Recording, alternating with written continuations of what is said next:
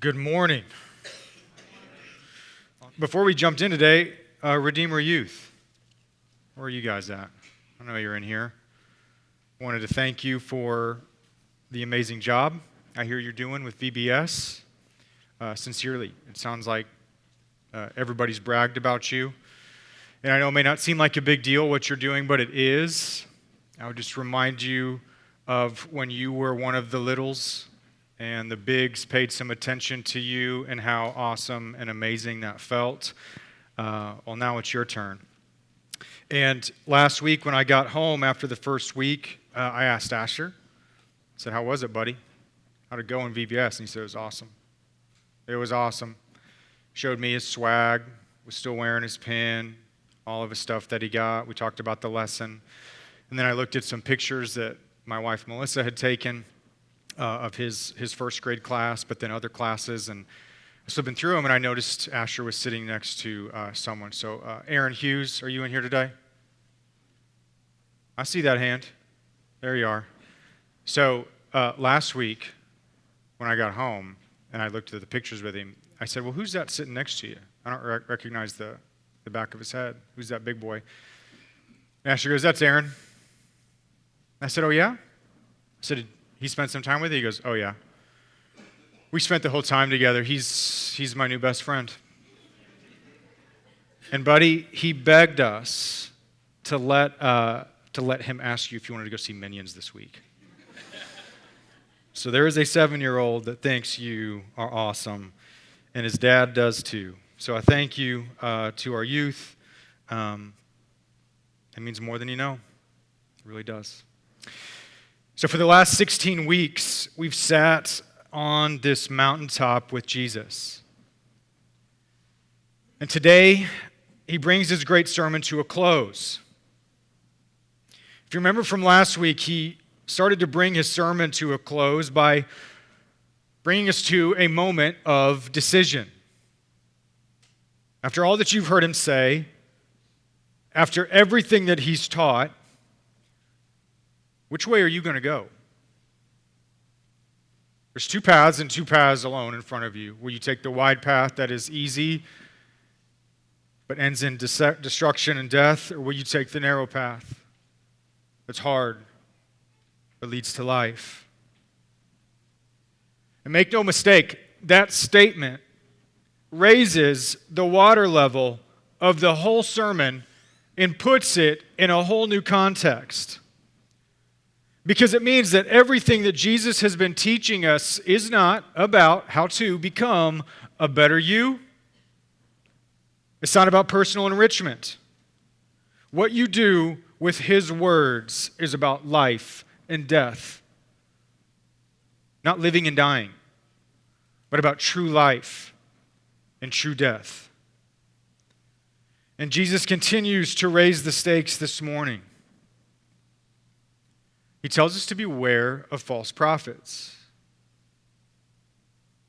He says, "Beware of false prophets and do not be deceived by them." Now, I highly doubt you have given any thought whatsoever this week to false prophets. If you have, I'm very curious as to what strange corners of the internet you spent your time on this week. But Jesus wants to talk about false prophets. And he has something to say about them. And he gives us 3 illustrations this morning about final judgment. There's 2 kinds of trees, 2 kinds of fruit, and 2 kinds of houses. And there's a lot in there today, but we can glue all of that together with a simple question. Jesus is closing his sermon by asking you, whose voice do you listen to? Whose voice do you listen to?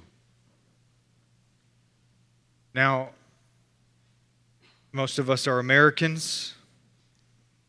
Most of us are Texans, which by God's grace means access to the greatest barbecue on earth. But it also carries with it a strong sense of independence. And so being asked the question, well, whose voice do you listen to? That kind of pokes at that rebel spirit within us that wants to buck trends, resist authority, and say, no one. I don't want any voice telling me what to do. But the truth is, there are voices that we listen to. There's voices that you listen to. And to admit that is not demeaning or shameful. There are voices that we listen to. Just spiritually speaking, if you're a part of a church, then part of that decision is choosing to listen to the voice of the pastors and the leaders, to be encouraged by them, built up spiritually and convicted and led. You can choose to listen to podcasts and the voices of different preachers and read books from different spiritual leaders that highlight all sorts of different voices. And even if someone says, I believe in Jesus, but I don't really think you have to go to church to be a Christian. I don't really do the church thing. Well, that just means they've decided to listen to their own voice and to shepherd themselves. Everybody listens to somebody. So whose voice do you listen to? And if we step back, we need to recognize that God has always given His people voices to listen to. God raised up prophets who would speak to the people on His behalf, who would guide them according to His will, to call them back when they strayed and lead them in the way of life. All along the way, we see the Moseses and the Joshuas and the Samuels and the Nathans and all of the prophets from beginning to end. Because God set up a spiritual economy where He would provide voices to the people, shepherds to guide the people according to His revealed will for the people. So then Jesus closes the Sermon on the Mount by saying, beware of false prophets. Be careful whose voice you listen to. Be careful who you allow to influence you. Be careful who you allow to guide you and to lead you, because the voice that you listen to is an issue of life and death. Because God has always given His people those who would speak on His behalf, but with that also comes false prophets, those who pretend to speak on God's behalf. There always has been. And there always will be those who would deceive you, as though they offer to you the very words of life. So Jesus says, be careful, because they will devour you, and they will lead you in the way of destruction. He's telling us to be vigilant, to be discerning, to be perceptive, and to be careful. And we should notice that the way Jesus talks about false prophets is actually unsettling. Because naturally, we probably think of false prophets as just being really easily recognizable, as though, those are obviously false prophets.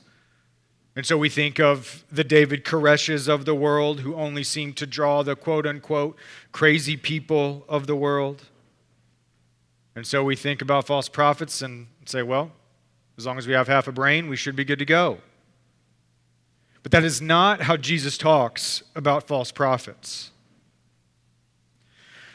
The danger of false prophets that Jesus is talking about is that they look so credible. If you look at the illustration he uses, he says you will recognize them by their fruit.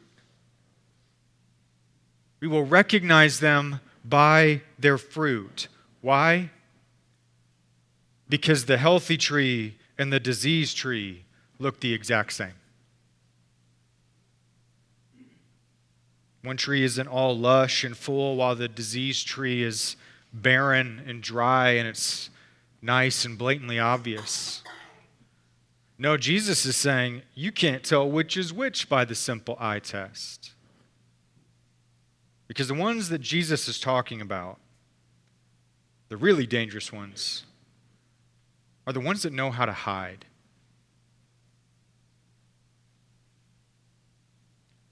Did Ted Haggard look like he had a meth dealer and engaged in hotel rendezvous when he stood up to preach? Did it look like Carl Lentz had just met a woman in the park that week when he stood on stage that following Sunday? Who would have known about Ravi Zacharias' bank statements as he spoke to packed arenas around the world? How do you know what's going on in my life? Mark's, Ryan's, Ricky's. Jesus is saying false prophets can look so healthy, so credible, so convincing. And the only way that you can tell is not from a distance. The only way that you can tell is from up close. You have to get close enough to be able to see the fruit. Do not disregard the importance of a pastor that lets you come close. And I think the danger of false prophets is even greater today than it was in Jesus' time. Because our modern digitized world offers so many voices that weren't even possible 2,000 years ago. Just think of all those podcasts, YouTube channels, live streams, email newsletters, book distributions, all of that gives you countless access to countless voices, all inside your pocket anytime that you want. But the problem with technology is that, yes, it gives you access, but it won't let you up close. And if you aren't allowed up close, then how can you even see the fruit? How could you recognize a good tree from a bad tree? Especially when millions are dumped into making it appear so healthy. One of the main issues of technology, for all of its blessing, is that it divorces content from character. It gives you all the content, but no opportunity to get up close and to evaluate the character. And make no mistake, Christianity is been turned into a multi-billion-dollar business with bottom lines and profit margins and sales quotas. It's driven by charisma because charisma sells. And there is massive financial incentive to hiding character. And Jesus says, beware of false prophets, for you will know them by their fruit.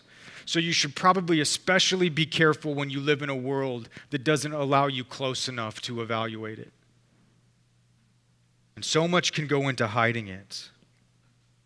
And you live in a world where all that content is divorced from character. So if we step back for a second, false prophets exist according to Jesus, but there's a part of us that wants to say, yeah, but what's the real danger of a false prophet? Sure, pastors fail, but God can still use it, right? And we move on. But Jesus says not so fast. If it wasn't so important, then why would Jesus warn us about false prophets in this high-stakes conversation about life and death? What makes false prophets so seductive and dangerous and hard to recognize? Honestly, it is hard. But these illustrations that Jesus gives us teaches us how to evaluate and discern and understand how false prophets work and why they are so dangerous. The first danger that Jesus illustrates is how credible and convincing they appear. Nobody thinks they're following a false prophet. Nobody's like, yeah, I found this new podcast from this great new false prophet. You should check it out. They sound so good, new, normal, acceptable. Why? Because Jesus says there are wolves that are highly skilled at dressing up like sheep. And that's really interesting because notice he doesn't say they dress up as shepherds. They dress up like sheep. They come to you as sheep, as one of you, which means they're highly skilled at identifying with you. They seem to have an empathy that can relate to your situation and make sense of your struggles, like they understand you. They make you feel safe, like the python Ka, speaking so sweetly and gently to Mowgli, making him feel safe all the while his coils are tangling around him.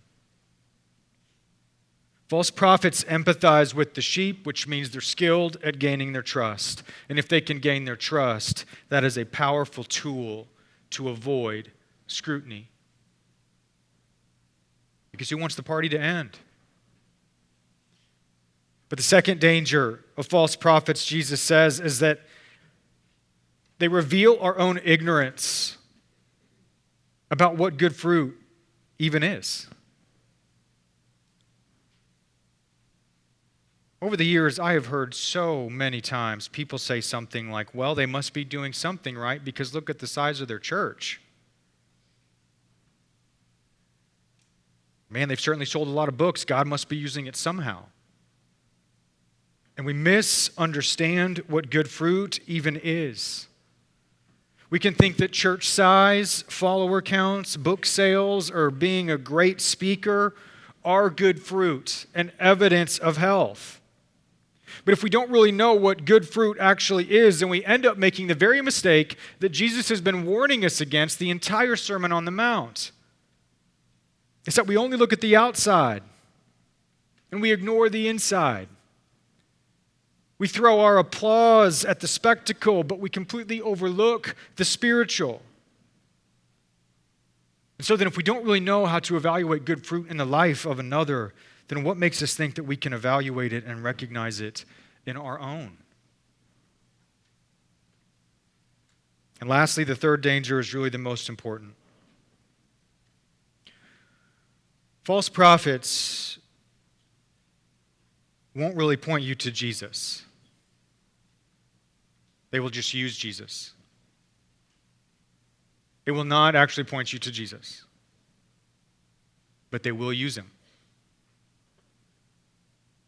Jesus says they're ravenous wolves, and wolves eat sheep. They will eat your applause. They will eat your likes. They will eat your shares. They will eat your views. They will eat your attendance. They'll eat your affirmation. They will eat your money, and they will eat all that space on your bookshelf. But does your attention resolve on them, or is it pointed onward towards Jesus? I really wonder how many sermons will be preached in this world today that never mention Jesus. Instead, it's just 3 points of application for Christian living.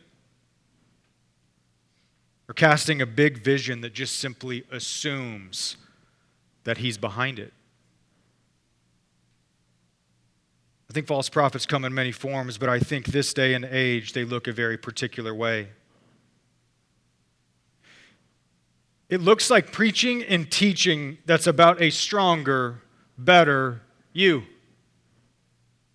It's one part Bible, one part Oprah's book club. It's the ear tickling of our modern times.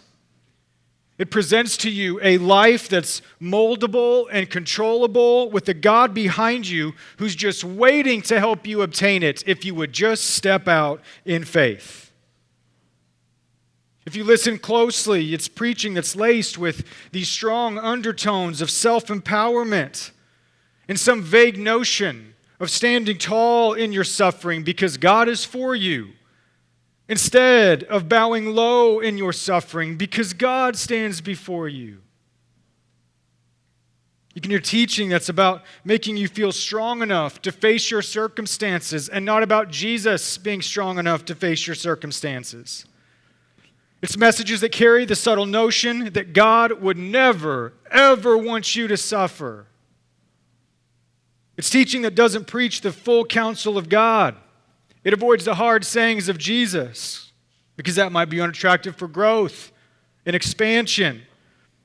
It takes a gritty, blood-soaked, R-rated Bible and it turns it into a G-rated, cartoonish kiddie pool that's half an inch deep and fun for the whole family. It won't serve you bread and wine for your soul. It's Kool-Aid and animal crackers. False prophets make this faith sound easy when the voice of Christ says narrow is the way and hard is it. False prophets make the life you want for yourself sound so obtainable when the voice of Christ says only when you let your life go will you find life. In the end, you can hear so much teaching and preaching that affirms who and what we want to be, and it doesn't challenge us with who and what Jesus wants us to be.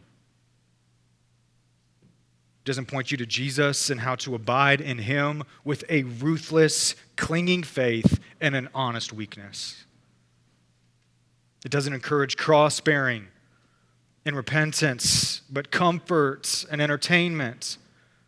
It's not really about Jesus and hearing his voice because Jesus has always been bad for business. Comfort is so much easier to sell than a cross. Jesus says false prophets are real. And in verse 21 to 23, he tells us their fate. He says the terrifying statement, not everyone who says to me, Lord, Lord, will enter the kingdom of heaven. And on that day, many will say, but we prophesied in your name. We cast out demons in your name. We did mighty works in your name. But I will say to them, depart from me. I never knew you. Go away. And typically that verse is interpreted as a generic warning to all Christians.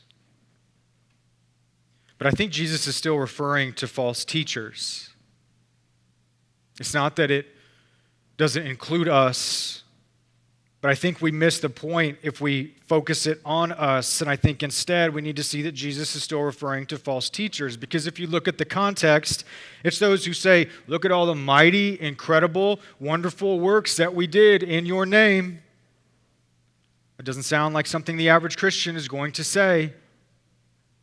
And Jesus will say to them, depart from me. I never knew you. I don't know who you are. You use my name, but I do not know you. And that word for know is the language of deep union and relationship, of which sex is a subcategory of that type of intimacy and knowing. And Jesus is saying, even for all of their sincerity, and they even use the covenant name of the Lord in Greek.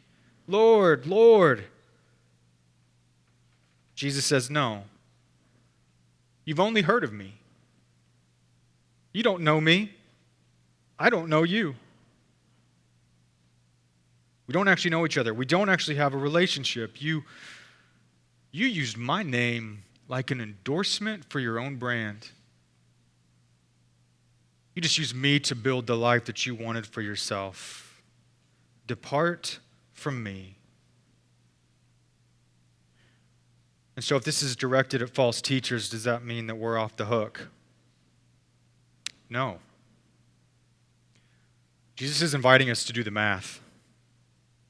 He says, beware of false prophets, because if we follow and are influenced by those who don't truly know Christ and will lead us to him, then in the end, will not Jesus say the same thing to us? Depart from me, because I never knew you either. The danger of false prophets is that we look just like them. I recently watched FX's documentary on Hillsong Church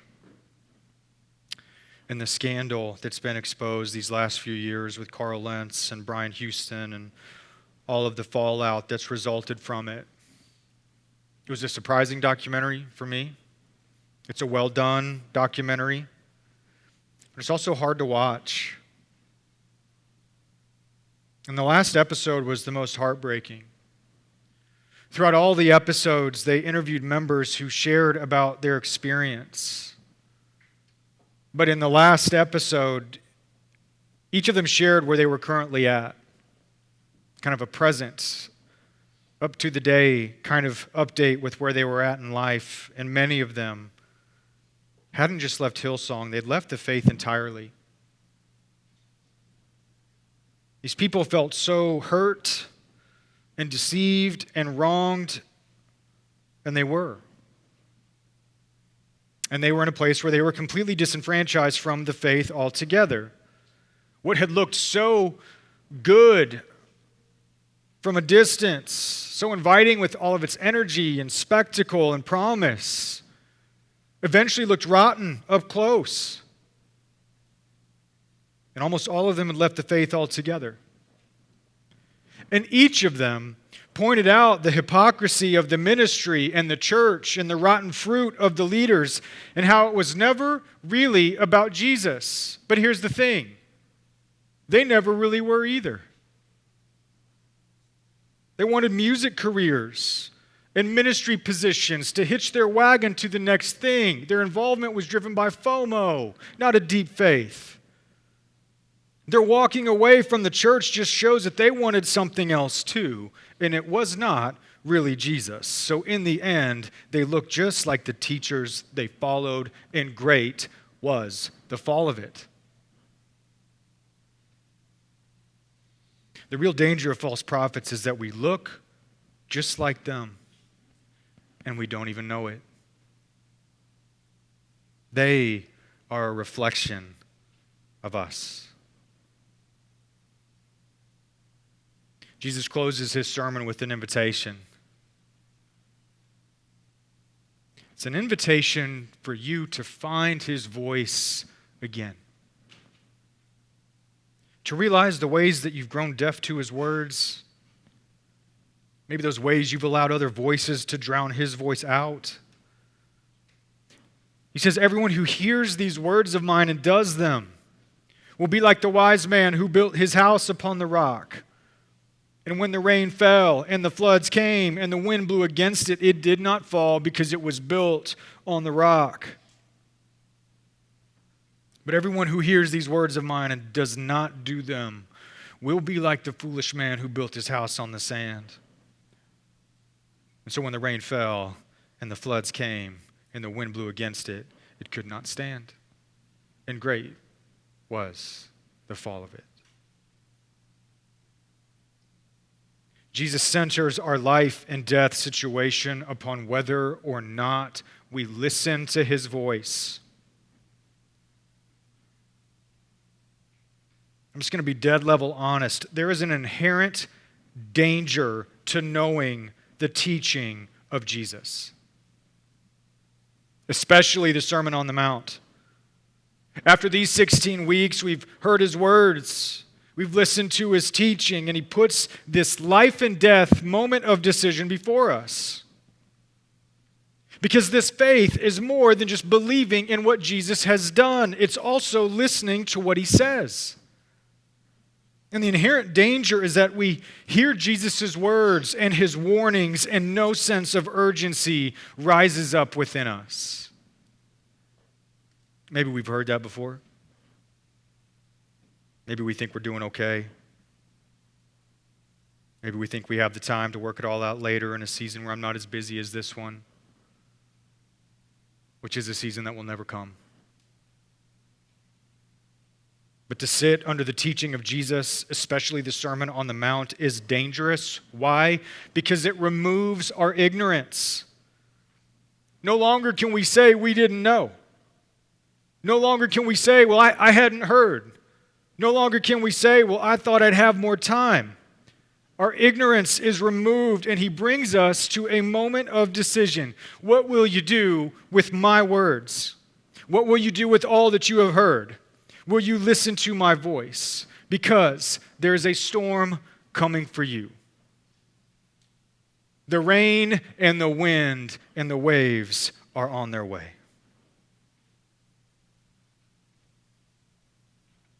I read an article a few years ago in the New York Times about the surprising difficulty of getting people to evacuate during a hurricane. You wouldn't think it was that hard, but evidently it is for all sorts of reasons that people just choose to stay. And this article talked about how the strategy to get people to evacuate has evolved over time. Early on, it was just a generic warning. Hey, a hurricane's coming, you should evacuate. But that wasn't enough, and people wouldn't leave. Then they started to get less general and more particular, and they would focus in on geographical regions by saying a hurricane is going to hit Forney, then Heath, then Rockwall. If you live in these areas, you are in the direct path of this hurricane and you need to evacuate. But people still would not leave. Then they started to compare the hurricane with past hurricanes. They'd say this hurricane is X times more strong or more powerful than this hurricane in the past. But people said, you know what? We rode that one out. We'll ride this one out too. And then they finally changed their approach altogether. They started going door to door and saying, if you choose not to evacuate, please write your social security number on your arm and your next of kin so that the authorities can identify the body. That got people in their cars. A little fear and urgency woke them up to the reality of their life and death condition. And that article is such a perfect outline of how God has attempted to wake up his sleepy people and why Jesus speaks to us in the Sermon on the Mount the way that he does. God sent Moses, who told the people that God would send them prophets to guide them unto life and to be that evacuation call out of death, but they did not listen to his voice. So then God went geographical and he sent a prophet to Judah, he sent a prophet to Israel, he sent a prophet all the way to Babylon to call the people out of their stubbornness and into life, but they did not listen. Then God reminded them of the past and the calamities that I brought upon you. You need to remember because the next one that's coming for you is even bigger. But the people said, we got through that one, we'll get through this one too. We are God's chosen people. And then God goes door to door. He sends Jesus to walk their streets, to sit in their homes, to eat at their tables, to heal their blind, to heal their lame, to heal their sick, to heal their deaf, to heal their mute, and to tell them, I am the final evacuation call. No one else is coming for you. If you do not listen to my voice, you will die. No one else is coming for you. I am the last one. Jesus talks in a life and death manner because we are in a life and death situation. And no one else is coming for us. Jesus is the final prophet. He's the last revelation. He's the final warning. He's the final entrance of God onto this world stage. And we live at the point in history where all of that has happened before, and we come after that final call. And we ain't got the time. Jesus is the final evacuation call out of death and into life. Life and death are now before you. So whose voice will you listen to? Jesus is waking us up to the reality of our situation and calling us to evacuate to our true home in him. He's trying to wake us up to all the ways the water level is rising all around us in our lives while we are asleep in a lazy boy.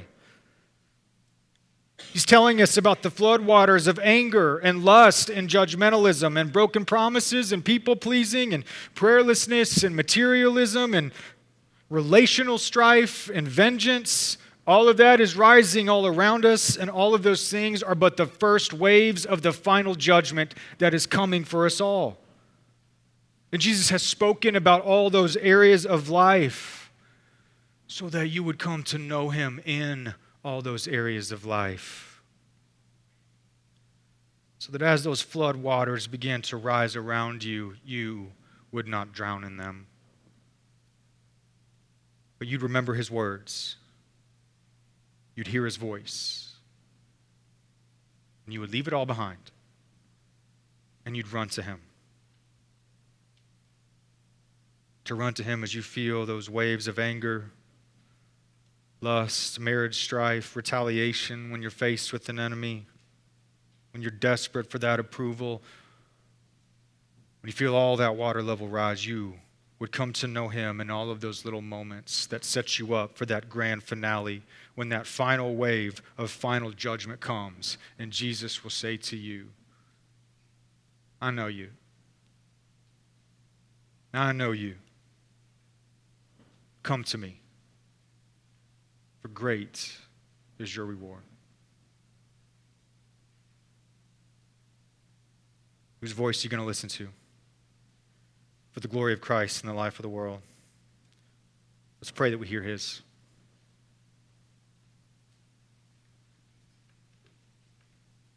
Lord Jesus, our rock and our Redeemer, we ask that you would protect us from the evil one. We ask that you would wake us up in those areas of life that we've fallen asleep.